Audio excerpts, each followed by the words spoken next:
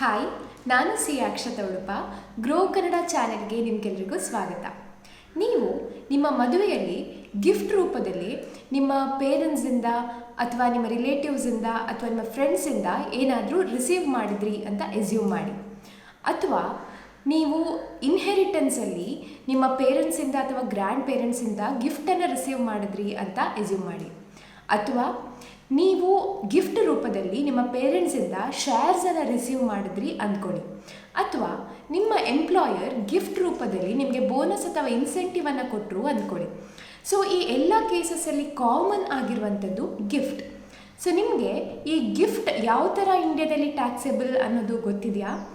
ಇದಕ್ಕೆ ಯಾವುದಾದ್ರೂ ಎಕ್ಸಂಪ್ಷನ್ಸ್ ಅಥವಾ ಡಿಡಕ್ಷನ್ಸ್ ಇದೆಯಾ? ನಿಮಗೆ ಈ ವಿಷಯ ಗೊತ್ತಿದೆ ಅನ್ನೋದಾದರೆ ಗಿಫ್ಟ್ ಯಾವಾಗ ಟ್ಯಾಕ್ಸೇಬಲ್ ಆಗುತ್ತೆ ಹಾಗೂ ಎಷ್ಟರ ಮಟ್ಟಿಗೆ ಇದು ಟ್ಯಾಕ್ಸಿಗೆ ಬರುತ್ತೆ ಅನ್ನೋದು ನಿಮಗೆ ಗೊತ್ತಿದೆಯಾ? ಸೊ ಈ ಎಲ್ಲ ವಿಷಯವನ್ನು ನಾವಿವತ್ತು ಡೀಟೇಲ್ ಆಗಿ ಡಿಸ್ಕಸ್ ಮಾಡೋಣ. ಸೊ ಇವತ್ತಿನ ವಿಡಿಯೋದಲ್ಲಿ ಇನ್ಕಮ್ ಟ್ಯಾಕ್ಸ್ ಆ್ಯಕ್ಟ್ ಪ್ರಕಾರ ಗಿಫ್ಟ್ ಅಂದರೆ ಏನು, ಇದು ಯಾವ ಥರ ಟ್ಯಾಕ್ಸೇಬಲ್ ಆಗುತ್ತೆ, ಮೂವೇಬಲ್ ಹಾಗೂ ಇಮ್ಮೂವೇಬಲ್ ಪ್ರಾಪರ್ಟಿ ಮೇಲೆ ಯಾವ ಥರ ಗಿಫ್ಟ್ ಟ್ಯಾಕ್ಸ್ ಬೀಳುತ್ತೆ, ಹಾಗೆ ಮಾನಿಟರಿ ಗಿಫ್ಟನ್ನು ನೀವು ರಿಸೀವ್ ಮಾಡಿದರೆ ಅದರ ಟ್ರೀಟ್ಮೆಂಟ್ ಯಾವ ಥರ ಆಗುತ್ತೆ ಅನ್ನೋ ಎಲ್ಲ ಇನ್ಫಾರ್ಮೇಷನನ್ನು ನೋಡೋಣ. ಅದಕ್ಕೂ ಮೊದಲು ನೀವು ಗ್ರೋ ಕನ್ನಡ ಚಾನಲನ್ನು ಸಬ್ಸ್ಕ್ರೈಬ್ ಮಾಡಿರೋದೇ ಇದ್ದರೆ ದಯವಿಟ್ಟು ಸಬ್ಸ್ಕ್ರೈಬ್ ಮಾಡಿ. ಇಲ್ಲಿ ನಾವು ಪ್ರತಿ ವಾರ ಇನ್ಫಾರ್ಮೇಟಿವ್ ವಿಡಿಯೋಸ್ಗಳನ್ನು ಪೋಸ್ಟ್ ಮಾಡ್ತಾ ಇರ್ತೇವೆ.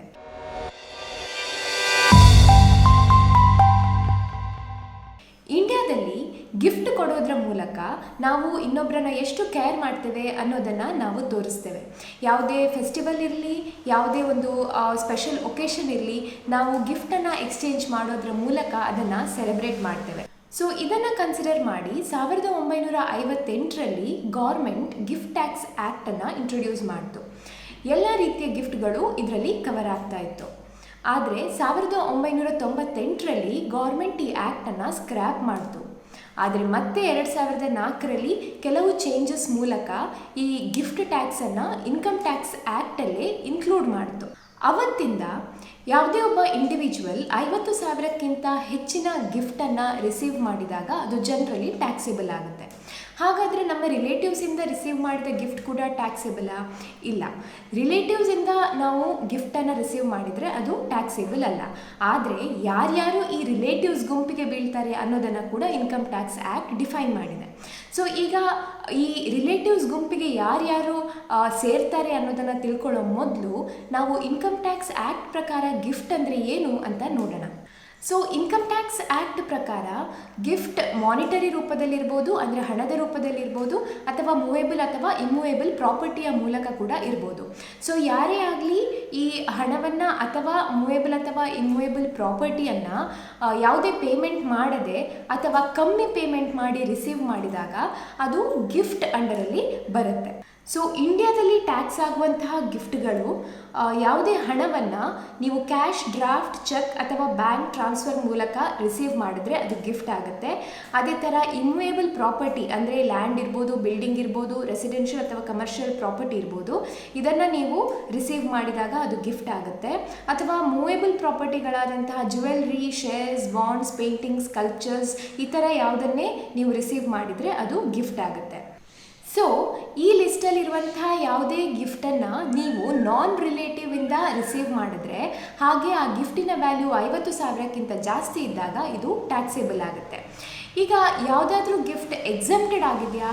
ಖಂಡಿತ ಹೌದು. ಸೊ ಈ ಎಕ್ಸೆಂಪ್ಟೆಡ್ ಕ್ಯಾಟಗರಿಯಲ್ಲಿ ಬರುವಂತಹ ಗಿಫ್ಟ್ ಯಾವುದು ಅಂತ ನೋಡೋಣ. ಸೊ ಮೊದಲನೆಯದು, ಗಿಫ್ಟಿನ ವ್ಯಾಲ್ಯೂ ಫೈನಾನ್ಷಿಯಲ್ ಇಯರಲ್ಲಿ 50,000ಕ್ಕಿಂತ ಕಮ್ಮಿ ಇದ್ದರೆ ಅದು ಎಕ್ಸೆಂಪ್ಟೆಡ್ ಆಗುತ್ತೆ. ಅಂದರೆ ನೀವು ಯಾವುದೇ ಗಿಫ್ಟನ್ನು ರಿಸೀವ್ ಮಾಡಿದರೆ ಅಥವಾ ಕ್ಯಾಶನ್ನು ರಿಸೀವ್ ಮಾಡಿದ್ರೆ ಅದು ಆ ಫಿನಾನ್ಷಿಯಲ್ ಇಯರಲ್ಲಿ 50,000ಕ್ಕಿಂತ ಕಮ್ಮಿ ಇದ್ದರೆ ನೀವು ಟ್ಯಾಕ್ಸಿಂದ ಎಕ್ಸೆಂಪ್ಟೆಡ್ ಆಗಿರ್ತೀರ. ಅಂದರೆ ಆ ಗಿಫ್ಟ್ ಮೇಲೆ ಟ್ಯಾಕ್ಸ್ ಇರೋದಿಲ್ಲ. ಒಂದು ಎಕ್ಸಾಂಪಲನ್ನು ನೋಡೋದಾದರೆ, ನಿಮ್ಮ ಬರ್ತ್ಡೇಗೆ ನಿಮ್ಮ ಫ್ರೆಂಡ್ 41,000 ಕ್ಯಾಶನ್ನು ಕೊಟ್ಟರೆ ಇದು ಗಿಫ್ಟ್ ಟ್ಯಾಕ್ಸಿಂದ ಎಕ್ಸೆಂಪ್ಟೆಡ್ ಆಗಿರುತ್ತೆ.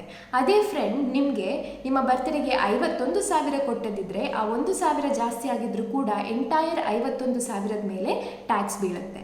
ಇನ್ನು ನೀವು ಗಿಫ್ಟನ್ನು ರಿಲೇಟಿವ್ಸಿಂದ ರಿಸೀವ್ ಮಾಡಿದ್ರೆ ಅದು ಟ್ಯಾಕ್ಸ್ ಫ್ರೀ ಆಗುತ್ತೆ. ನಾನು ಆಗಲೇ ಹೇಳಿದ ಹಾಗೆ ರಿಲೇಟಿವ್ಸ್ ಅಂದರೆ ಯಾರು ಅನ್ನೋದನ್ನು ಕೂಡ ಇನ್ಕಮ್ ಟ್ಯಾಕ್ಸ್ ಆ್ಯಕ್ಟ್ ಡಿಫೈನ್ ಮಾಡಿದೆ. ಸೊ ಈ ರಿಲೇಟಿವ್ಸ್ ಲಿಸ್ಟಿಗೆ ಯಾರ್ಯಾರು ಬರ್ತಾರೆ ಅಂತ ನೀವು ಸ್ಕ್ರೀನ್ ಮೇಲೆ ನೋಡ್ಬೋದು.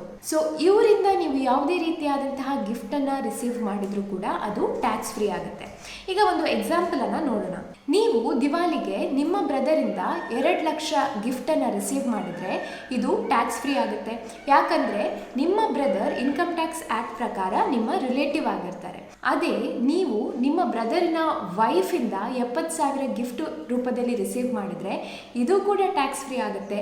ಯಾಕಂದರೆ brothers spouse is also a relative as per income tax act.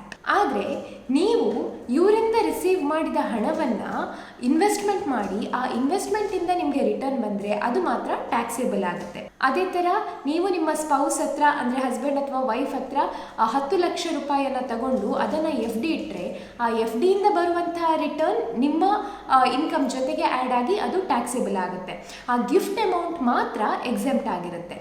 Gift ಅಮೌಂಟಿಂದ ನೀವು ಅರ್ನ್ ಮಾಡಿದಂತಹ ಪ್ರತಿಯೊಂದು ಇನ್ಕಮ್ ಕೂಡ ಟ್ಯಾಕ್ಸೇಬಲ್ ಆಗುತ್ತೆ. ಇನ್ನು ಮೂರನೆಯದು, ಮ್ಯಾರೇಜಲ್ಲಿ ರಿಸೀವ್ ಆದಂತಹ ಅಂದರೆ ನಿಮ್ಮ ಮ್ಯಾರೇಜಲ್ಲಿ ರಿಸೀವ್ ಆದಂತಹ ಗಿಫ್ಟ್ಗಳೆಲ್ಲ ಎಕ್ಸೆಂಪ್ಟೆಡ್ ಆಗಿರುತ್ತೆ. ಆ ಗಿಫ್ಟ್ ನೀವು ಫ್ರೆಂಡಿಂದ ರಿಸೀವ್ ಮಾಡಿರ್ಬೋದು, ನೇಬರಿಂದ ರಿಸೀವ್ ಮಾಡಿರ್ಬೋದು, ರಿಲೇಟಿವ್ಸಿಂದ ರಿಸೀವ್ ಮಾಡಿರ್ಬೋದು, ಅಥವಾ 50,000ಕ್ಕಿಂತ ಹೆಚ್ಚಿನ ಗಿಫ್ಟನ್ನು ಕೂಡ ನೀವು ರಿಸೀವ್ ಮಾಡಿರ್ಬೋದು. ಎಲ್ಲವೂ ಟ್ಯಾಕ್ಸ್ ಫ್ರೀ ಆಗುತ್ತೆ. ಉದಾಹರಣೆಗೆ ನೀವು ನಿಮ್ಮ ಮದುವೆಯಲ್ಲಿ ನಿಮ್ಮ ಫ್ರೆಂಡಿಂದ 70,000 ವರ್ತಿನ ಯಾವುದಾದ್ರೂ ಪೇಂಟಿಂಗನ್ನು ರಿಸೀವ್ ಮಾಡಿದರೆ ಅದು ಕೂಡ ಟ್ಯಾಕ್ಸ್ ಫ್ರೀ ಆಗುತ್ತೆ. ನಾಲ್ಕನೇದು ಇನ್ಹೆರಿಟೆನ್ಸ್. ನೀವು ನಿಮ್ಮ ಪೇರೆಂಟ್ಸಿಂದ ಯಾವುದಾದ್ರೂ ಮನೆಯನ್ನು ಅಥವಾ ಯಾವುದಾದ್ರೂ ಒಂದು ಎಸೆಟನ್ನು ವಿಲ್ ಮುಖಾಂತರ ಅಥವಾ ಇನ್ಹೆರಿಟೆನ್ಸ್ ಮುಖಾಂತರ ಅಥವಾ ಅವರ ಡೆತ್ತಿಂದಾಗಿ ನೀವು ರಿಸೀವ್ ಮಾಡಿದ್ರೆ ಅದು ಕೂಡ ಟ್ಯಾಕ್ಸ್ ಫ್ರೀ ಆಗುತ್ತೆ. ಸೊ ನೀವು ನಿಮ್ಮ ಪೇರೆಂಟ್ಸಿಂದ 2 ಕೋಟಿ ವರ್ತಿನ ಪ್ರಾಪರ್ಟಿಯನ್ನು ರಿಸೀವ್ ಮಾಡಿದ್ರು ಅದು ಟ್ಯಾಕ್ಸ್ ಫ್ರೀ ಆಗಿರುತ್ತೆ. ಆದರೆ ಇನ್ನೊಂದು ವಿಷಯ ಇಲ್ಲಿ ನೀವು ನೋಟ್ ಮಾಡಬೇಕಾಗಿರುವಂಥದ್ದು, ನೀವು ಇನ್ಹೆರಿಟೆನ್ಸಲ್ಲಿ ಒಂದು ಹೌಸನ್ನು ರಿಸೀವ್ ಮಾಡಿ ಅದನ್ನು ನೀವು ರೆಂಟಿಗೆ ಕೊಟ್ಟರೆ ಆ ರೆಂಟಲ್ ಇನ್ಕಮ್ಗೆ ಟ್ಯಾಕ್ಸ್ ಬೀಳುತ್ತೆ. ಅದಲ್ಲದೆ ನೀವು ಇನ್ಹೆರಿಟ್ ಮಾಡಿದಂತಹ ಪ್ರಾಪರ್ಟಿ ಅಥವಾ ಮನೆಯನ್ನು ನೀವು ಸೆಲ್ ಮಾಡಿದ್ರೆ ಅದರ ಪ್ರಾಫಿಟ್ಸ್ ಮೇಲೆ ನೀವು ಲಾಂಗ್ ಟರ್ಮ್ ಕ್ಯಾಪಿಟಲ್ ಗೇನ್ ಟ್ಯಾಕ್ಸನ್ನು ಕಟ್ಟಬೇಕಾಗುತ್ತೆ. ಲೋಕಲ್ ಅಥಾರಿಟೀಸ್ ಇಂದ ಅಥವಾ ಯಾವುದಾದ್ರೂ ರೆಕಗ್ನೈಸ್ಡ್ ರಿಲಿಜಿಯಸ್ ಅಥವಾ ಚಾರಿಟೇಬಲ್ ಆರ್ಗನೈಸೇಷನ್ಸ್ ಇಂದ ರಿಸೀವ್ ಮಾಡಿದಂತಹ ಗಿಫ್ಟ್ ಅಥವಾ ಯಾವುದಾದ್ರೂ ಫಂಡ್ ಇಂದ ಅಥವಾ ಫೌಂಡೇಶನ್ ಇಂದ ಅಥವಾ ಯಾವುದಾದ್ರೂ ಯೂನಿವರ್ಸಿಟಿ ಅಥವಾ ಎಜುಕೇಷನಲ್ ಇನ್ಸ್ಟಿಟ್ಯೂಷನ್ಸ್ ಇಂದ ನೀವು ಗಿಫ್ಟ್ ರಿಸೀವ್ ಮಾಡಿದರೆ ಅಥವಾ ಹಾಸ್ಪಿಟಲ್ ಇಂದ ಅಥವಾ ಮೆಡಿಕಲ್ ಇನ್ಸ್ಟಿಟ್ಯೂಷನ್ ಅಥವಾ ಟ್ರಸ್ಟ್ ಇಂದ ನೀವು ಯಾವುದಾದ್ರೂ ಗಿಫ್ಟನ್ನು ರಿಸೀವ್ ಮಾಡಿದರೆ ಇವೆಲ್ಲವೂ ಟ್ಯಾಕ್ಸ್ ಇಂದ ಎಕ್ಸೆಂಪ್ಟೆಡ್ ಆಗಿದೆ. ಈಗ ಮಾನಿಟರಿ ಗಿಫ್ಟ್ಸ್ ಮೇಲೆ ಟ್ಯಾಕ್ಸ್ ಟ್ರೀಟ್ಮೆಂಟ್ ಯಾವ ಥರ ಇರುತ್ತೆ ಅನ್ನೋದನ್ನು ನೋಡೋಣ. ಮ್ಯಾರೇಜ್ ಅನ್ನೋ ಒಂದು ಒಕೇಶನನ್ನು ಬಿಟ್ಟು ಬೇರೆ ಯಾವುದೇ ಒಕೇಶನಲ್ಲಿ ಮಾನಿಟರಿ ಗಿಫ್ಟನ್ನು ನೀವು ರಿಸೀವ್ ಮಾಡಿದ್ರೆ ಅಪಾರ್ಟ್ ಫ್ರಮ್ ನಿಮ್ಮ ರಿಲೇಟಿವ್ಸ್ ಹಾಗೂ ನೀವು ರಿಸೀವ್ ಮಾಡಿದ ಗಿಫ್ಟ್ 50,000ಕ್ಕಿಂತ ಜಾಸ್ತಿ ಇದ್ದರೆ ಅದು ಟ್ಯಾಕ್ಸೇಬಲ್ ಆಗುತ್ತೆ. ಸೊ ನೀವು ಬರ್ತ್ಡೇಸಿಗೆ ಅಥವಾ ದಿವಾಲಿಗೆ ಅಥವಾ ಯಾವುದೇ ಒಂದು ಸೆಲೆಬ್ರೇಷನಿಗೆ ನೀವು ಗಿಫ್ಟನ್ನು ಯಾರಿಂದನೇ ರಿಸೀವ್ ಮಾಡಿದ್ರು ಅಗೇನ್ ಅಪಾರ್ಟ್ ಫ್ರಮ್ ರಿಲೇಟಿವ್ಸ್ 50,000ಕ್ಕಿಂತ ಅದು ಹೆಚ್ಚಿನ ಅಮೌಂಟ್ ಆಗಿದ್ದಲ್ಲಿ ಅದು ಟ್ಯಾಕ್ಸೇಬಲ್ ಆಗುತ್ತೆ. ಸೊ ಈ ಗಿಫ್ಟ್ ಇಂಡಿಯಾದಲ್ಲಿ ರಿಸೀವ್ ಆಗಿರ್ಬೋದು ಅಥವಾ ಅಬ್ರಾಡಲ್ಲಿ ರಿಸೀವ್ ಆಗಿರ್ಬೋದು, ಎಲ್ಲೇ ರಿಸೀವ್ ಆಗಿದ್ರೂ ಕೂಡ ಇದು ಟ್ಯಾಕ್ಸೇಬಲ್ ಆಗುತ್ತೆ. ಈಗ ಒಂದು ಎಕ್ಸಾಂಪಲನ್ನು ನೋಡೋಣ. ಫಿನಾನ್ಷಿಯಲ್ ಇಯರ್ 2023-24ರಲ್ಲಿ ಅಂಜಲಿ ಅವಳ ಫ್ರೆಂಡಿಂದ 25,000ವನ್ನು 1 ಜನವರಿ 2023ಕ್ಕೆ ರಿಸೀವ್ ಮಾಡ್ತಾಳೆ ಅಂದ್ಕೊಳ್ಳಿ. ಹಾಗೆ ಇನ್ನೊಬ್ಬ ಫ್ರೆಂಡಿಂದ ಅವಳು 1 ಡಿಸೆಂಬರ್ 2023ಕ್ಕೆ 28,000ವನ್ನು ರಿಸೀವ್ ಮಾಡ್ತಾಳೆ. ಈಗ ಫಿನಾನ್ಷಿಯಲ್ ಇಯರ್ 23-24ಗೆ ನಾವು ಏಪ್ರಿಲಿಂದ ಮಾರ್ಚನ್ನು ತಗೊಂಡಾಗ ಅವಳು ರಿಸೀವ್ ಮಾಡಿದಂತಹ ಟೋಟಲ್ ಗಿಫ್ಟ್ 53,000 ಆಗುತ್ತೆ. ಈಗ ಈ 53,000 ಲಿಮಿಟ್ ಆದಂತಹ 50,000ಗಿಂತ ಹೆಚ್ಚಿದೆ. ಹಾಗೆ ಅವಳು ರಿಸೀವ್ ಮಾಡಿದಂತಹ ಗಿಫ್ಟ್ ಮ್ಯಾರೇಜಿಗೆ ರಿಸೀವ್ ಮಾಡಿದ್ದಲ್ಲ. ಅದೇ ಥರ ಇಲ್ಲಿ ಅವಳು ರಿಸೀವ್ ಮಾಡಿರೋದು ಅವಳ ಫ್ರೆಂಡ್ಸಿಂದ, ಅವಳ ರಿಲೇಟಿವ್ಸಿಂದ ಅಲ್ಲ. ಎಗೇನ್ ರಿಲೇಟಿವ್ಸ್ ಅಂದರೆ ಇನ್ಕಮ್ ಟ್ಯಾಕ್ಸ್ ಆ್ಯಕ್ಟ್ ಪ್ರಕಾರ ಹೇಳಿರುವಂತಹ ರಿಲೇಟಿವ್ಸಿಂದ ಅಲ್ಲ. ಹಾಗಾಗಿ ಎಂಟೈರ್ 53,000 ಟ್ಯಾಕ್ಸೇಬಲ್ ಆಗುತ್ತೆ. ಸೊ ನೀವೀಗ ಸ್ಕ್ರೀನ್ ಮೇಲೆ ಬೇರೆ ಬೇರೆ ಗಿಫ್ಟ್ಗಳ ಲಿಸ್ಟ್ ಹಾಗೆ ಅಪ್ಲಿಕೇಬಿಲಿಟಿ ಆಫ್ ಗಿಫ್ಟ್ ಟ್ಯಾಕ್ಸ್ ಹಾಗೆ ಅದರ ಟ್ಯಾಕ್ಸೇಬಲ್ ವ್ಯಾಲ್ಯೂ ಎಷ್ಟು ಅನ್ನೋದನ್ನು ನೋಡ್ಬೋದು. ಕ್ಯಾಶ್ ಚೆಕ್ ಅಥವಾ ಬ್ಯಾಂಕ್ ಟ್ರಾನ್ಸ್ಫರ್ ಆಗಿದ್ದರೆ ಇದು 50,000ಕ್ಕಿಂತ ಹೆಚ್ಚಿದ್ದಲ್ಲಿ ಆ ಎಂಟೈರ್ ಅಮೌಂಟ್ ಟ್ಯಾಕ್ಸೇಬಲ್ ಆಗುತ್ತೆ. ಅದೇ ಇನ್ವೇಬಲ್ ಪ್ರಾಪರ್ಟಿ ಆದಂತಹ ಲ್ಯಾಂಡ್, ಬಿಲ್ಡಿಂಗ್ ಈ ಥರದ್ದು ಏನಾದರೂ ನೀವು ರಿಸೀವ್ ಮಾಡಿದ್ರೆ ಅದು ವಿದೌಟ್ ಕನ್ಸಿಡ್ರೇಷನ್, ಅಂದರೆ ಯಾವುದೇ ಪೇಮೆಂಟ್ ಇಲ್ಲದೆ ರಿಸೀವ್ ಮಾಡಿದರೆ ಅದರ ಸ್ಟ್ಯಾಂಪ್ ಡ್ಯೂಟಿ ಎಷ್ಟು ಅನ್ನೋದನ್ನು ನೋಡಬೇಕಾಗುತ್ತೆ. ಆ ಸ್ಟ್ಯಾಂಪ್ ಡ್ಯೂಟಿ 50,000ಕ್ಕಿಂತ ಹೆಚ್ಚಿದ್ದಲ್ಲಿ ಸ್ಟ್ಯಾಂಪ್ ಡ್ಯೂಟಿ ವ್ಯಾಲ್ಯೂ ಗಿಫ್ಟ್ ಟ್ಯಾಕ್ಸಿಗೆ ಅಪ್ಲೈ ಆಗುತ್ತೆ. ಅದೇ ಯಾವುದಾದ್ರೂ ಇನ್ವೇಬಲ್ ಪ್ರಾಪರ್ಟಿಯನ್ನು ಇನ್ಎಡಿಕ್ವೇಟ್ ಕನ್ಸಿಡ್ರೇಷನ್, ಅಂದರೆ ಸ್ವಲ್ಪ ಪೇಮೆಂಟ್ ಮಾಡಿ ಫುಲ್ ಅಮೌಂಟನ್ನು ಪೇಮೆಂಟ್ ಮಾಡದೆ ತಗೊಂಡಲ್ಲಿ ಮತ್ತೊಮ್ಮೆ ನೀವು ಸ್ಟ್ಯಾಂಪ್ ಡ್ಯೂಟಿ ಎಷ್ಟು ಅಂತ ನೋಡಬೇಕಾಗುತ್ತೆ. ಆ ಸ್ಟ್ಯಾಂಪ್ ಡ್ಯೂಟಿ ವ್ಯಾಲ್ಯೂ ಹಾಗೂ ನೀವು ಪೇ ಮಾಡಿದ ಪರ್ಚೇಸ್ ವ್ಯಾಲ್ಯೂನ ಡಿಫ್ರೆನ್ಸ್ 50,000ಕ್ಕಿಂತ ಹೆಚ್ಚಿದ್ದಲ್ಲಿ ಆ ಡಿಫ್ರೆನ್ಸ್ ಮೇಲೆ ಟ್ಯಾಕ್ಸ್ ಬೀಳುತ್ತೆ. ಹಾಗೆ ಜ್ಯುವೆಲ್ರಿ, ಶೇರ್ಸ್, ಪೇಂಟಿಂಗ್, ಸ್ಕಲ್ಪ್ಚರ್ಸ್ ಈ ಥರದ ಯಾವುದೇ ಎಸೆಟನ್ನು ಕನ್ಸಿಡ್ರೇಷನ್ ಇಲ್ಲದೆ ಗಿಫ್ಟ್ ರೂಪದಲ್ಲಿ ನೀವು ರಿಸೀವ್ ಮಾಡಿದರೆ ಅದರ ಫೇರ್ ಮಾರ್ಕೆಟ್ ವ್ಯಾಲ್ಯೂವನ್ನು ಚೆಕ್ ಮಾಡಬೇಕಾಗುತ್ತೆ. ಈ ಫೇರ್ ಮಾರ್ಕೆಟ್ ವ್ಯಾಲ್ಯೂ 50,000ಕ್ಕಿಂತ ಹೆಚ್ಚಿದ್ದಲ್ಲಿ ಆ ಫೇರ್ ಮಾರ್ಕೆಟ್ ವ್ಯಾಲ್ಯೂ ಮೇಲೆ ಗಿಫ್ಟ್ ಟ್ಯಾಕ್ಸನ್ನು ಕಟ್ಟಬೇಕಾಗುತ್ತೆ.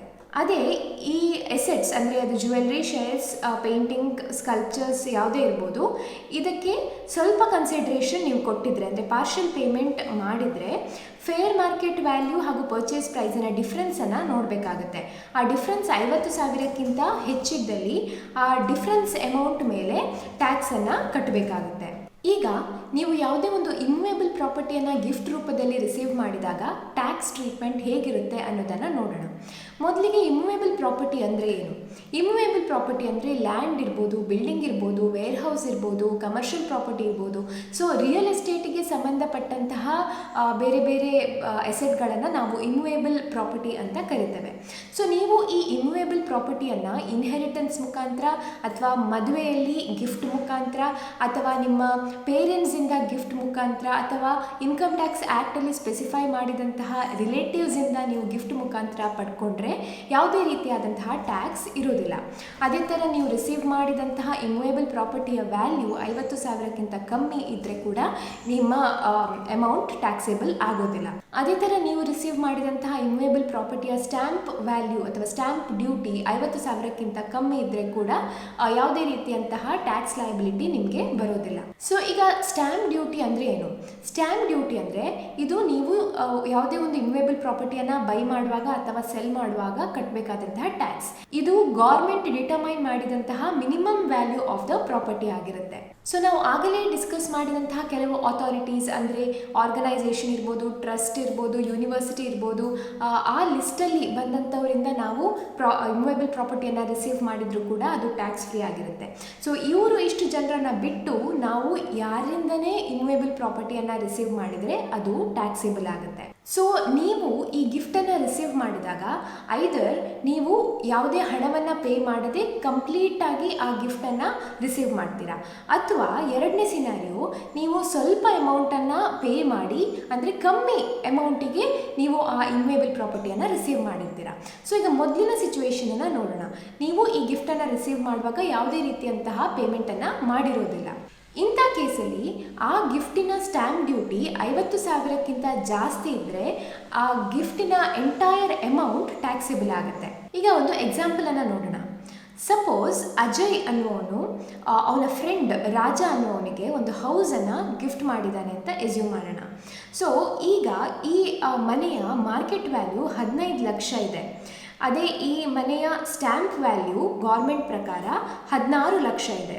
ಸೊ ಈಗ ಆ ಎಂಟೈರ್ 16 ಲಕ್ಷದ ಮೇಲೆ ಟ್ಯಾಕ್ಸನ್ನು ಕಟ್ಟಬೇಕಾಗುತ್ತೆ. ಯಾಕಂದರೆ ಇದರ ಸ್ಟ್ಯಾಂಪ್ ಡ್ಯೂಟಿ 50,000ಕ್ಕಿಂತ ಹೆಚ್ಚಿದೆ. ಹಾಗೆ ಇದನ್ನು ಇನ್ಕಮ್ ಫ್ರಮ್ ಅದರ್ ಸೋರ್ಸಸಲ್ಲಿ ತೋರಿಸ್ಬೇಕಾಗುತ್ತೆ, ಅದರ ಮೇಲೆ ಟ್ಯಾಕ್ಸನ್ನು ಕಟ್ಟಬೇಕಾಗುತ್ತೆ. ಈಗ ನಾವು ಸೆಕೆಂಡ್ ಸಿನಾರಿಯೋವನ್ನು ನೋಡೋಣ.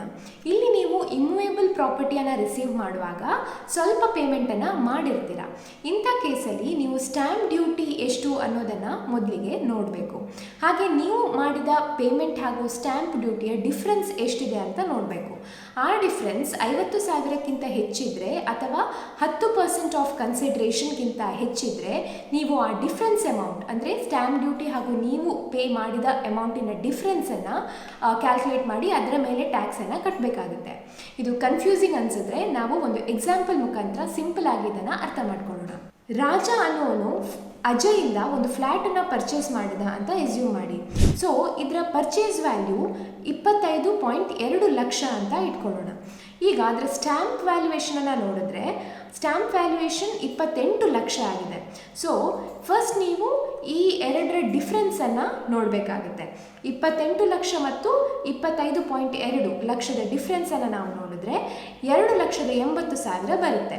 ಸೊ ಆ್ಯಕ್ಚುಯಲ್ ಪರ್ಚೇಸ್ ಪ್ರೈಸ್ ಹಾಗೂ ಸ್ಟ್ಯಾಂಪ್ ಡ್ಯೂಟಿಯ ಡಿಫ್ರೆನ್ಸ್ 2,80,000 ಆಗಿದೆ. ಸೊ ಈ 2,80,000 50,000ಕ್ಕಿಂತ ಹೆಚ್ಚಾಗಿರೋದ್ರಿಂದ, ಹಾಗೆ ಇದು ಆ್ಯಕ್ಚುಯಲ್ ಪೇ ಮಾಡಿದ ಅಮೌಂಟ್ ಅಂದರೆ 25.2 ಲಕ್ಷದ 10%ಗಿಂತನೂ ಹೆಚ್ಚು ಇರೋದ್ರಿಂದ ಎಂಟೈರ್ 2,80,000 ಮೇಲೆ ಟ್ಯಾಕ್ಸ್ ಬೀಳುತ್ತೆ. ಸೊ ರಾಜ ಎಂಟೈರ್ 2,80,000 ಮೇಲೆ ಟ್ಯಾಕ್ಸನ್ನು ಕಟ್ಟಬೇಕಾಗುತ್ತೆ. ಹಾಗೆ ಅವನು ಇದನ್ನು ಇನ್ಕಮ್ ಫ್ರಮ್ ಅದರ್ ಸೋರ್ಸಸ್ ಅಂಡರಲ್ಲಿ ತೋರಿಸಬೇಕಾಗುತ್ತೆ.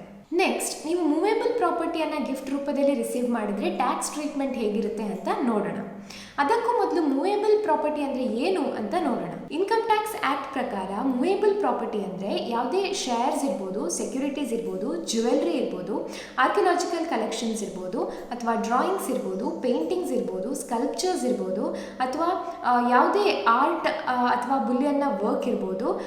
ಇದೆಲ್ಲ ಕ್ಯಾಪಿಟಲ್ ನೇಚರ್ ಆಗಿದ್ದರೆ, ಹಾಗೆ ವರ್ಚುವಲ್ ಡಿಜಿಟಲ್ ಎಸೆಟ್ ಅಂದರೆ ಕ್ರಿಪ್ಟೋ ಥರದ ವಸ್ತು ಕೂಡ ಈ ಮೂವೇಬಲ್ ಪ್ರಾಪರ್ಟಿಯಲ್ಲಿ ಇನ್ಕ್ಲೂಡ್ ಆಗುತ್ತೆ. ಸೊ ನೀವು ಈ ಮೂವೇಬಲ್ ಪ್ರಾಪರ್ಟಿಯನ್ನು ಇನ್ಹೆರಿಟೆನ್ಸಲ್ಲಿ ಅಥವಾ ನಿಮ್ಮ ಪೇರೆಂಟ್ಸಿಂದ ಅಥವಾ ನಿಮ್ಮ ರಿಲೇಟಿವ್ಸಿಂದ ಅಥವಾ ನಿಮ್ಮ ಮ್ಯಾರೇಜಲ್ಲಿ ಅಥವಾ ನಾವಾಗಲೇ ಡಿಸ್ಕಸ್ ಮಾಡಿದಂತಹ ಕೆಲವು ಟ್ರಸ್ಟ್ಗಳಿಂದ ಅಥವಾ ಯೂನಿವರ್ಸಿಟೀಸಿಂದ, ಹಾಸ್ಪಿಟಲ್ಸಿಂದ, ಸೊ ಆ ಲಿಸ್ಟಲ್ಲಿ ಇರುವಂತಹ ಯಾವುದೇ ಒಂದು ಆರ್ಗನೈಸೇಷನಿಂದ ನೀವು ರಿಸೀವ್ ಮಾಡಿದ್ದರೆ ಇದು ಟ್ಯಾಕ್ಸ್ ಫ್ರೀ ಆಗುತ್ತೆ. ಅದೇ ಥರ ನೀವು ರಿಸೀವ್ ಮಾಡಿದಂಥ ಅಮೌಂಟ್ 50,000ಕ್ಕಿಂತ ಕಮ್ಮಿ ಇದ್ದರೆ ನೀವು ಯಾರಿಂದನೇ ಈ ಮೂವೇಬಲ್ ಪ್ರಾಪರ್ಟಿಯನ್ನು ರಿಸೀವ್ ಮಾಡಿದರೂ ಕೂಡ ಅದು ಟ್ಯಾಕ್ಸ್ ಫ್ರೀ ಆಗಿರುತ್ತೆ. ಇದಿಷ್ಟು ಕೇಸಸ್ ಅಲ್ಲದೆ ಬೇರೆ ಯಾವುದೇ ರೀತಿಯಲ್ಲಿ ನೀವು ಗಿಫ್ಟನ್ನು ರಿಸೀವ್ ಮಾಡಿದರೆ ಅದು 50,000ಕ್ಕಿಂತ ಹೆಚ್ಚಿದ್ದರೆ, ಅಂದರೆ ಆ ಮೂವೇಬಲ್ ಪ್ರಾಪರ್ಟಿ 50,000ಕ್ಕಿಂತ ಹೆಚ್ಚಿದ್ದರೆ ಅದು ಟ್ಯಾಕ್ಸೇಬಲ್ ಆಗುತ್ತೆ. ಸೊ ನೀವು ನಿಮ್ಮ ಫ್ರೆಂಡಿಂದ ಒಂದು ಕಾರನ್ನು ಗಿಫ್ಟ್ ತಗೊಂಡ್ರಿ ಅಂದ್ಕೊಳ್ಳಿ. ಈಗ ಇದು ಟ್ಯಾಕ್ಸೇಬಲ್ ಆಗುತ್ತಾ? ಇಲ್ಲ. ಯಾಕಂದರೆ ಕಾರ್ ಅನ್ನುವಂಥದ್ದು ಈ ಡೆಫಿನಿಷನಲ್ಲಿ, ಅಂದರೆ ಇನ್ಕಮ್ ಟ್ಯಾಕ್ಸ್ ಆ್ಯಕ್ಟಲ್ಲಿ ಮೂವೇಬಲ್ ಪ್ರಾಪರ್ಟಿ ಡೆಫಿನಿಷನಲ್ಲಿ ಇನ್ಕ್ಲೂಡ್ ಆಗೋದಿಲ್ಲ. ಹಾಗಾಗಿ ನೀವು ಕಾರನ್ನು ಗಿಫ್ಟ್ ಆಗಿ ತಗೊಂಡ್ರೆ ಅದು ಟ್ಯಾಕ್ಸೇಬಲ್ ಆಗೋದಿಲ್ಲ. ಸೊ ಬೇರೆ ಯಾವುದೇ ರೀತಿಯಾದಂತಹ ಮೂವೇಬಲ್ ಪ್ರಾಪರ್ಟಿ, ಡೆಫಿನಿಷನಲ್ಲಿ ಇದ್ದಂತಹ ಮೂವೇಬಲ್ ಪ್ರಾಪರ್ಟಿಯನ್ನು ನೀವು ರಿಸೀವ್ ಮಾಡಿ ಅದು 50,000ಕ್ಕಿಂತ ಹೆಚ್ಚು ಇದ್ದಲ್ಲಿ ಅದು ಇನ್ಕಮ್ ಫ್ರಮ್ ಅದರ್ ಸೋರ್ಸಸಲ್ಲಿ ಇನ್ಕ್ಲೂಡ್ ಆಗುತ್ತೆ. ಹಾಗೆ ಅದರ ಮೇಲೆ ಟ್ಯಾಕ್ಸನ್ನು ಕೂಡ ನೀವು ಕಟ್ಟಬೇಕಾಗುತ್ತೆ. ಸೊ ಇಲ್ಲಿ ಕೂಡ ಎರಡು ಸಿಚುವೇಶನ್ಸ್ ಇದೆ. ಅಂದರೆ ಮೊದಲನೇ ಸಿಚುವೇಶನ್, ನೀವು ಮೂವೇಬಲ್ ಪ್ರಾಪರ್ಟಿಯನ್ನು ಯಾವುದೇ ರೀತಿಯಾದಂತಹ ಪೇಮೆಂಟನ್ನು ಮಾಡದೆ ರಿಸೀವ್ ಮಾಡಿರ್ತೀರ ಗಿಫ್ಟ್ ರೂಪದಲ್ಲಿ. ಎರಡನೇ ಸಿನಾರಿಯೋ, ನೀವು ಈ ಮೂವೇಬಲ್ ಪ್ರಾಪರ್ಟಿಯನ್ನು ರಿಸೀವ್ ಮಾಡುವಾಗ ಸ್ವಲ್ಪ ಪೇಮೆಂಟನ್ನು ಮಾಡಿರ್ತೀರ. ಸೊ ಈ ಎರಡು ಸಿನಾರಿಯೋಗಳನ್ನು ಈಗ ನೋಡೋಣ.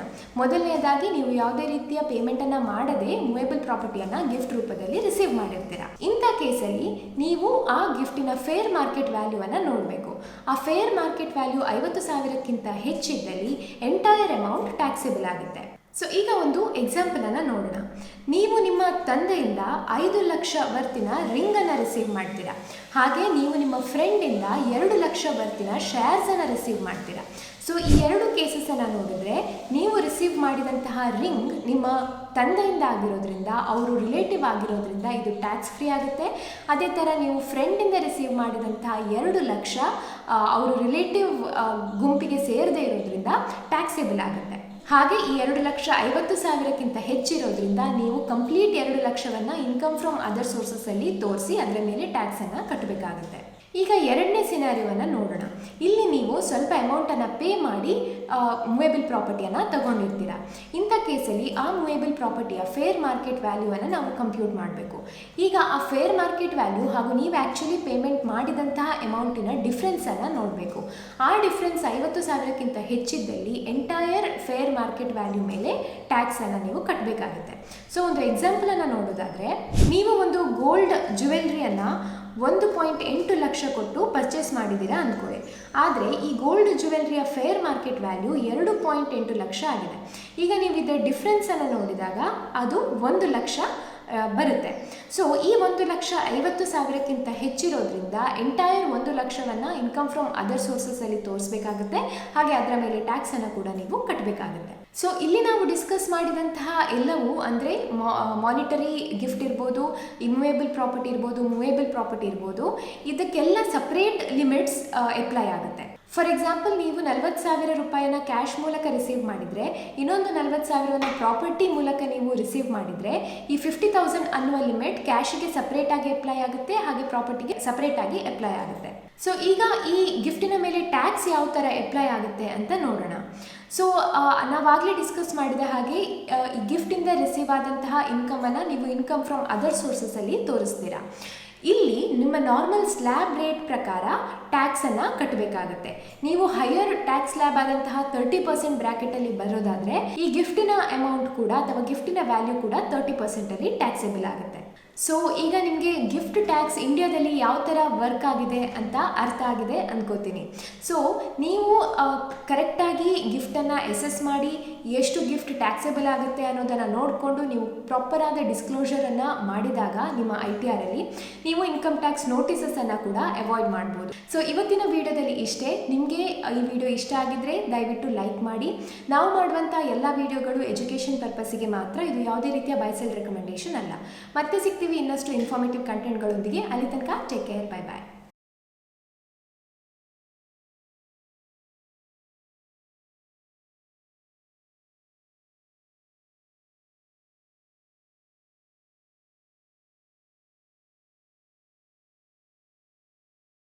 Investment in securities market are subject to market risks. Read all the related documents carefully before investing. Please read the risk disclosure documents carefully before investing in equity shares, derivatives, mutual fund, and or other instruments traded on the stock exchanges.